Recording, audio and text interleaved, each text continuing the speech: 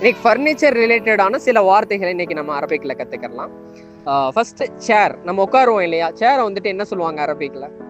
அரபிக்ல வந்துட்டு சேருக்கு வந்துட்டு குர்சி என்ன சொல்லுவாங்க? குர்சியுன், குர்சி அப்படின்னு சொல்லுவாங்க. டயலாக்ஸ்ல ஒரு சவுதி, இமாராத்தி, எஜிப்சியன் எல்லாருமே வந்துட்டு இது என்னதான் பெரும்பாலுமே பயன்படுத்துவாங்க, குர்சி அப்படின்னு தான் என்ன பண்ணுவாங்க, பயன்படுத்துவாங்க.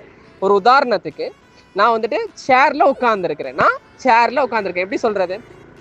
ஆனா ஜாலிஸ் அல குர்சி, ஆனா ஜாலிஸ் அல குர்சி அப்படின்னு என்ன பண்ணலாம், சொல்லலாம். ஓகே, இப்போ வந்துட்டு அதே மாதிரி வந்து டேபிள், டேபிளுக்கு என்ன சொல்லலாம் அரபிக்ல?